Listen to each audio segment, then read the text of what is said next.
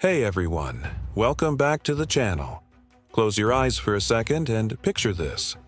A lone warrior standing silhouetted against a setting sun, their hand resting on the hilt of a curved sword. This isn't just a movie scene. It's the enduring image of the samurai, Japan's legendary warrior class. But who were they really, beyond the blade and the battlefield?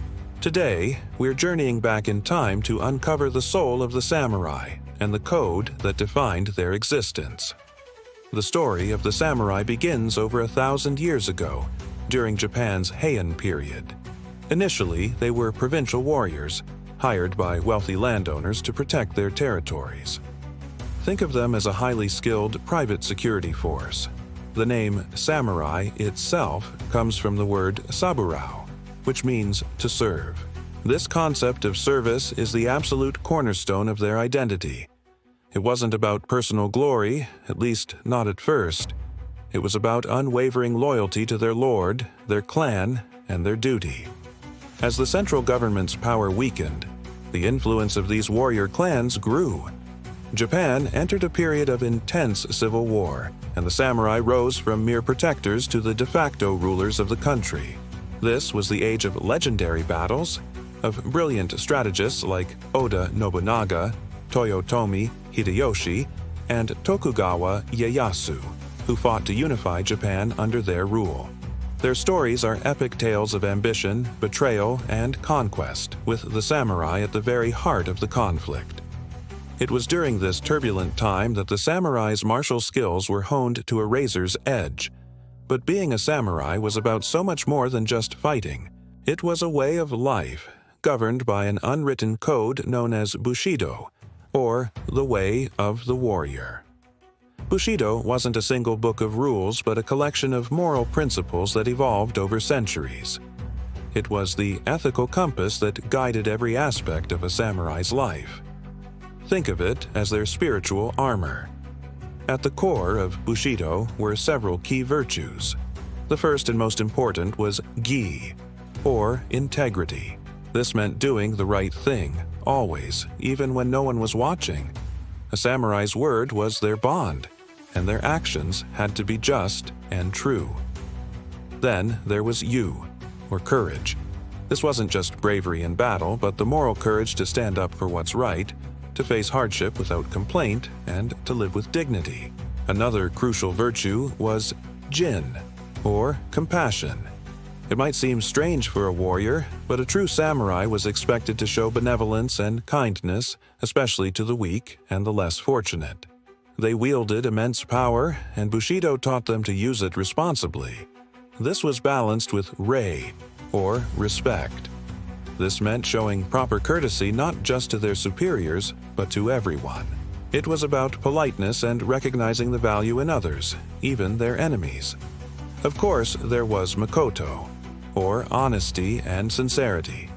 A samurai's intentions and actions had to be pure. They were expected to be completely truthful, as deceit was seen as a sign of weakness and cowardice. And tying it all together was chugi, or loyalty. This was the ultimate virtue. A samurai's loyalty to their lord, their daimyo, was absolute, often valued even more than their own family or life. This unwavering devotion is one of the most famous and sometimes tragic aspects of the samurai code. Let's talk about the iconic gear. The armor, or yoroi, was a masterpiece of craftsmanship. Made from small plates of iron or leather laced together with silk cords, it was designed to be both strong and flexible, allowing for a full range of movement on the battlefield. The fearsome helmet, the kabuto, often featured elaborate crests and a menacing face mask.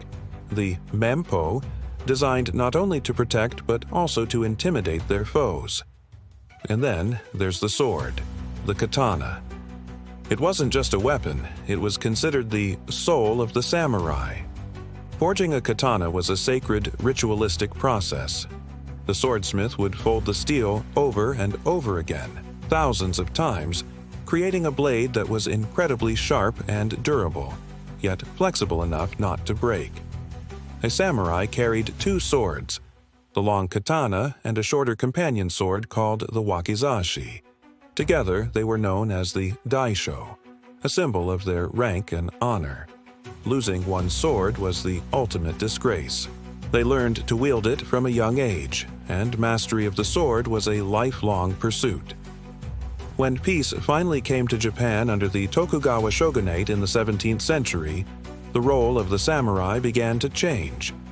With no more wars to fight, they transitioned from warriors into a ruling class of administrators, poets, and scholars.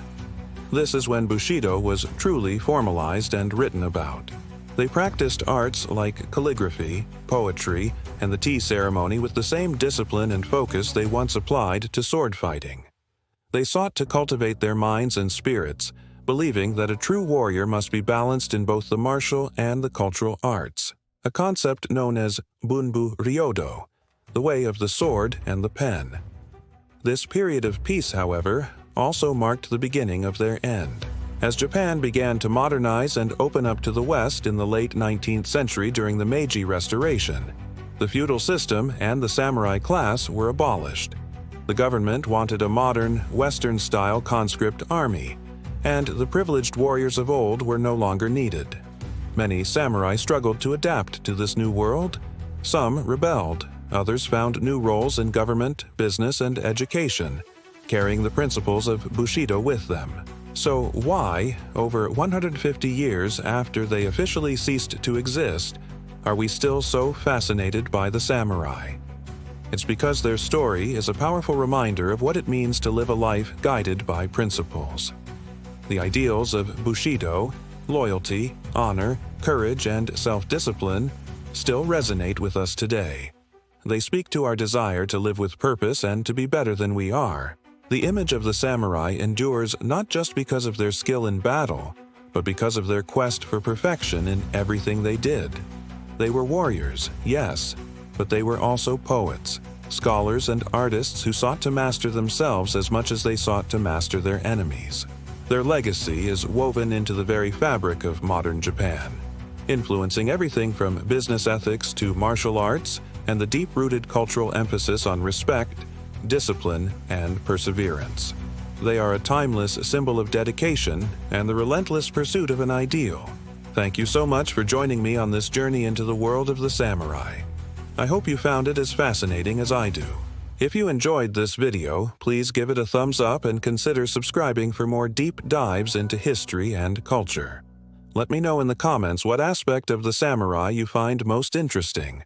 Until next time, stay curious.